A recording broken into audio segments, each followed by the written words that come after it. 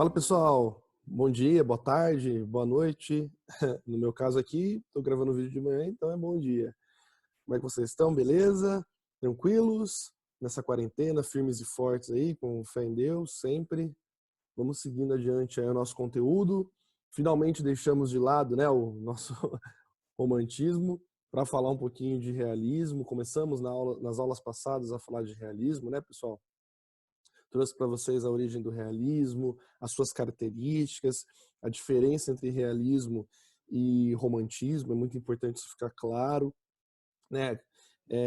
Trouxe a primeira obra, O Surgimento, que foi Madame Bovary, do Gustave Flaubert, enfim. Falei de toda a introdução, falei do realismo em Portugal, falei de Eça de Queiroz com vocês, de algumas das suas principais obras, né, pessoal? E agora nós vamos começar o realismo no Brasil, tá? Nós vamos sair lá de Portugal, vamos falar aqui no Brasil, onde nós temos o glorioso e grandioso Machado de Assis, certo? Então peguem o fichário, vamos dar continuidade na matéria e simbora, pessoal. Deixa eu aqui, aí. Opa. Aí. Bom, pessoal, o realismo no Brasil, ele começa em 1881 e ele vai até 1890. Então quer dizer que depois de 1890 não tem mais realismo? Claro que não. Nós vamos continuar tendo realismo, tá? Lembra que eu sempre falo uma coisa nas minhas aulas, é muito importante. Não é porque nós temos um determinado período literário que não tem mais produções daquele estilo, tá? Muito pelo contrário. As ideias e características realistas vão serem seguidas até os dias de hoje, tá, pessoal? Então, tem que ficar muito claro isso. É que aí, a partir daqui, vai surgirem outros recursos, né? A gente tem naturalismo, a gente tem parnasianismo, então vai ter uma mudança. Cai um pouco essa produção, mas não deixa de existir, ok? O marco inicial, pessoal, do realismo no Brasil vai ser a publicação de Memórias Póstumas de Brás Cubas do Machado de Assis, tá? Machado de Assis que vai ser o principal nome dessa escola literária, que é o realismo, e assim como um dos principais nomes da nossa literatura, certo? Mas na próxima aula eu vou falar sobre ele, uma aula só de Machado para a gente analisar bastante coisinha, tá? Então, ele é o precursor dessa escola, desse tema, e aí vai uma coisa interessante. Apesar de ser um marco inicial, o Machado de Assis ele tem características românticas, tá? Tanto que muitos definem ele com uma parte ali, um início romântico, depois realista, tá? Mas com grande ênfase no realismo, ok? E é importante porque, como eu já falei em aulas passadas do romantismo, a gente tem ali, já na terceira geração romântica, aquelas características, né, que são meio que uma ponte para as ideias realistas, abordando temas mais sociais, ok? Que são objetividade, crítica social. Então, o que eu já falei nas aulas passadas, que eu trouxe, né, no realismo em Portugal, no realismo no contexto histórico, essas características vão servir para cá também, tá, pessoal, para o Brasil. Então, na objetividade, ao contrário dos românticos, né, que tinha toda aquela questão subjetiva, aquele amor platônico, aquela visão sentimentalista bem extrema, feita até então a visão da elite burguesa, aqui não, aqui a gente vai ter já um realismo, vai se caracterizar muito pela crítica social, pela uma visão mais realista da situação, sem fantasia. Lembra que eu falei para vocês, começa a ter mais racionalidade e menos emoção, né? Serão menos emotivos, vamos dizer assim, os autores, ok? Crítica social. Uma das marcas do realismo é a repressão da hipocrisia social. Então, a questão do ser humano hipócrita é bem presente aqui, tá? E coisas que nós temos até hoje. Então, o marido que vai na igreja trai a mulher, já são coisas que até são retratadas no passado, né? Não é de agora. Só que aquela realidade, né, da hipocrisia, do roubo, das pessoas que se dizem isso e fazem o oposto. Enfim, isso vai ser muito bem retratado também nas obras. E as questões morais da burguesia, né, são criticadas. O que é moralismo, né, essa questão de moralidade, vocês não têm moral nenhuma, sabe? O moralismo de vocês, ele é errado. Então tem esse aspecto irônico, crítico em relação à sociedade, à elite burguesa. tá? Então, mas tudo isso vai ser muito bem apontado, tá? Dessa certa forma.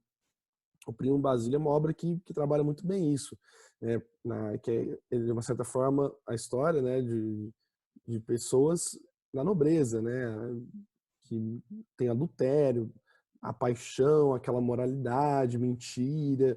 Então, o realismo vai abordar muito bem isso, tá? Sempre com ironia, que é uma das marcas presentes. Além do Machado de Assis, pessoal, que é um grande nome, como eu já falei para vocês, nós vamos ter também o Raul Pompeia, tá? 1863 até 1895. O Raul Pompeia, pessoal, ele é muito importante também, tá? Não pode deixar de falar do realismo se não falar dele. Ele foi jornalista, escritor, orador brasileiro. O seu primeiro romance é intitulado Uma Tragédia no Amazonas, em 1880, tá? O grande destaque dessa fase é o seu romance intitulado O Ateneu, de 1888. Vou falar dele já já. Primeiro publicado em folhetins, posteriormente publicado como uma obra completa. Figura polêmica, envolveu-se nas campanhas abolicionistas, né, abolicionismo, e nas causas republicanas. Além disso, foi caluniado e afastado pelos amigos. Diante disso, suicidou-se no dia 25 de dezembro de 1895. Olha só que triste, né? O isolamento dele levou ao suicídio, né? Para ele foi uma coisa inadmissível a perda dos amigos, a incompreensão perante essa visão, né? Essa diferença, né? A não aceitação dele com seus amigos.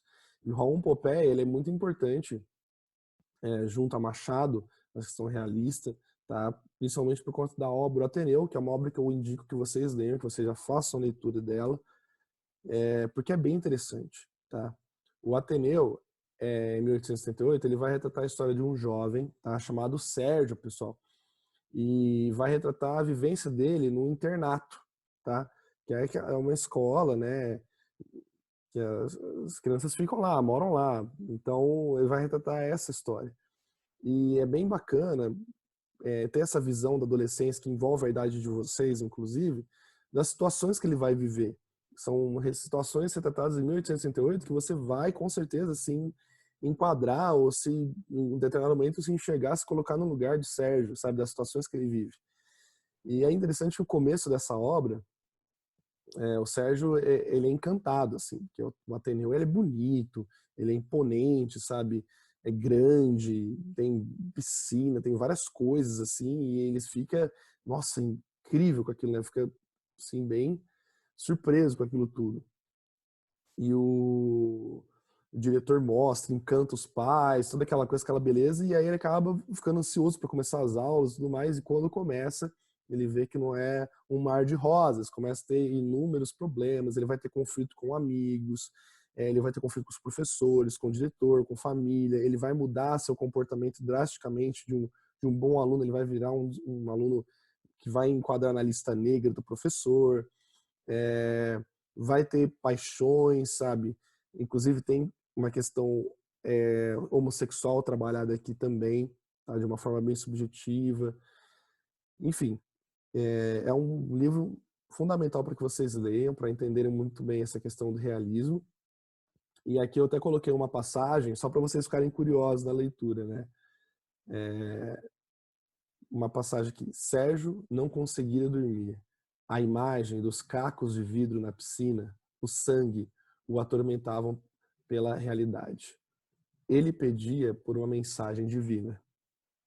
Então, é uma passagem, um fato que ocorre, né?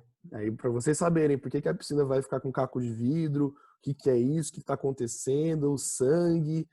Aí vocês vão ter que ler o livro aí, pessoal, que eu não gosto de dar spoiler, tá bom? Mas quem quiser, manda mensagem, aí a gente vai trocando ideia, eu gosto de falar.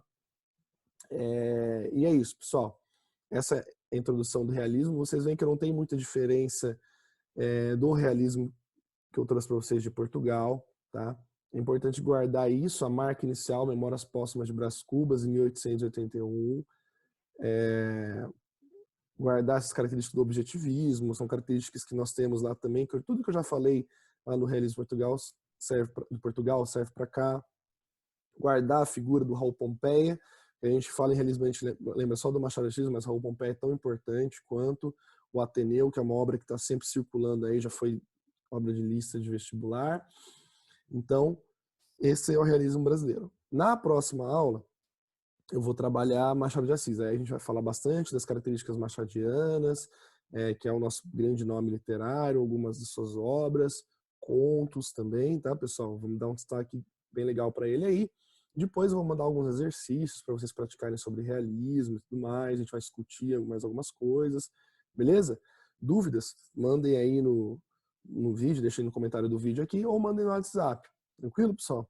Por hoje, vamos encerrando por aqui, então. Grande abraço para vocês, se cuidem, fiquem com Deus e até mais.